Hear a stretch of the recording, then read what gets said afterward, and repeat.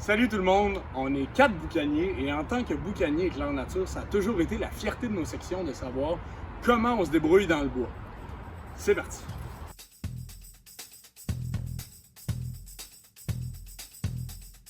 Donc j'ai commencé ma randonnée il y a plusieurs heures, mais là ça fait un bon moment que je suis plus certain de la direction à prendre. Qu'est-ce que je fais? Je m'arrête ou je continue? Il n'y a pas de science exacte quant à la décision de s'arrêter ou de continuer. Par contre, on peut se poser plusieurs questions afin de prendre une décision éclairée. Est-ce que j'ai les moyens de retrouver mon chemin? Une carte, un GPS ou une grosse infrastructure autour pour m'orienter? Est-ce que mon état physique me permet de continuer à me déplacer? Est-ce que je suis fatigué, déshydraté ou blessé?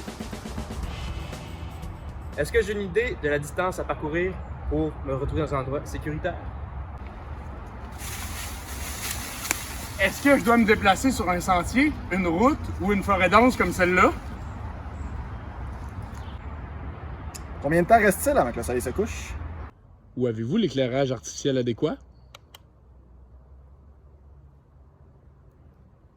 C'est en se posant toutes ces questions-là qu'on va pouvoir poser les pour et les contre de nos réponses puis prendre la meilleure décision dans notre situation.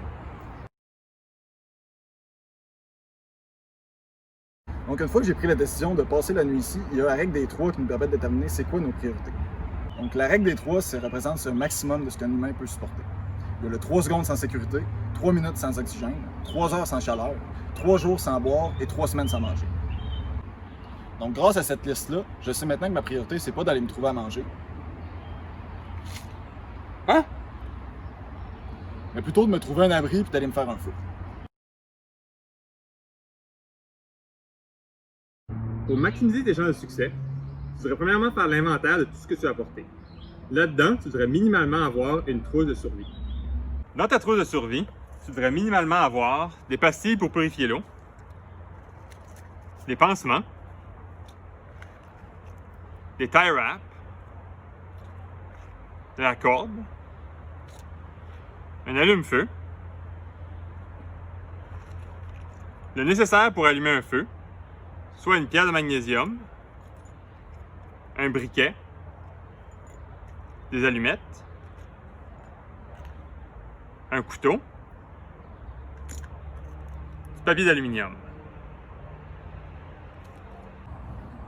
Et le tout dans un pot étanche enroulé de duct tape.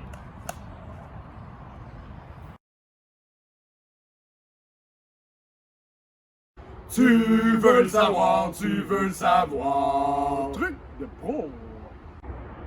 En survie, la première chose, c'est de rester calme. Une bonne façon de t'aider, c'est de pratiquer avec ta trousse de survie, pratiquer tes connaissances, tes compétences dans un endroit urbain.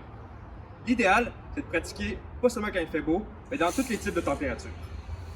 Et surtout, ne jamais partir seul, toujours aviser quelqu'un de son itinéraire, de la date de retour ainsi que de l'heure. Et surtout, restez calme. Vive le VC, les 3D, c'est pas seulement montrer que c'est nous qui avons les plus gros bras et qu'on est capable de traverser le lac en premier. C'est aussi de démontrer de la débrouillardise, du savoir-faire, de montrer qu'on sait comment se servir de notre tête et d'être prévoyant. On se retrouve dans nos prochaines capsules sur comment faire un abri et un feu en survie en forêt.